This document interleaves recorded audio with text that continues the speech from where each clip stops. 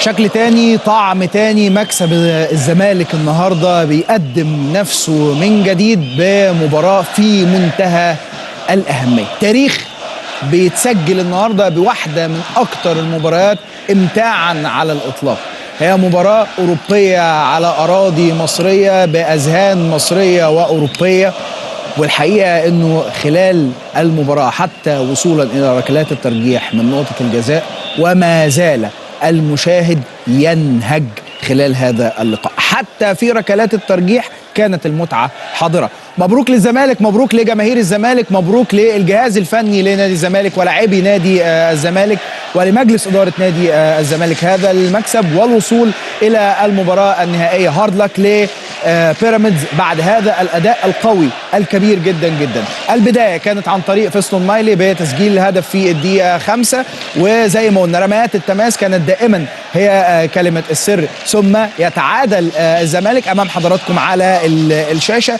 ده هدف البداية اللي فتح المباراة كتير جدا جدا لينا عشان نستمتع بيها. كان في الدقيقة 5 زيزو أحد نجوم هذا اللقاء بلا منازع.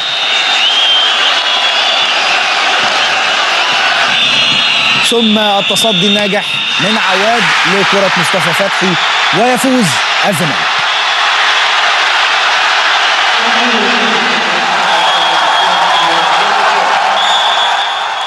ركلات الترجيح، ركلات الحظ تصنع الفارق وتدفع بالزمالك إلى النهاية. السلام عليكم ورحمة الله وبركاته. طبعا مباراة الزمالك زي ما قلنا كانت مباراة قوية جدا جدا جدا. الزمالك قدر في الآخر يفوز بالمباراة بضربات الجزاء ومساعدة خفيفة كده من الحكم، ماشي كالعادة، ولكن المباراة كانت ممتعة من كل الأوجه. الفريقين لعبوا بقوة كبيرة جدا، الفريقين ما ادخروش جهد في إنهم يمتعونا ويمتعوا الجماهير بمباراة من العيار التقيل. مباراة نقدر نقول عليها مباراة للتاريخ، وهتكون في ذاكرة جماهير نادي الزمالك لفترة طويلة جدا، جماهير عشاق الرياضة والكورة الجميلة. المباراة بصراحة كانت جميلة من كل الوجوه. بنبارك لجماهير نادي الزمالك ونبارك لمجلس إدارة نادي الزمالك اللي ماسك لسه جديد. نتمنى إن شاء الله الفترة الجاية يكون نادي الزمالك في المنافسة بصورة مستمرة، لأن المنافسة مع نادي الزمالك زي ما قلنا قبل كده واتفقنا إن المنافسة مع الزمالك لها طعم مختلف عن المنافسة مع أي فريق تاني غير جماهير.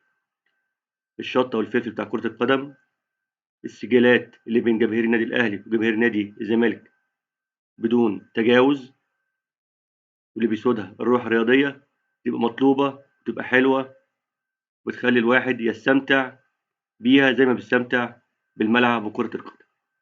نتمنى التوفيق لنادي الزمالك في الفترة اللي جاية مع مجلس الإدارة الجديد. نتمنى المنافسة تكون شريفة وتكون عادلة، ما يكونش للحكام دور في تحديد بطل أي منافسة سواء في الكاس أو في الدوري.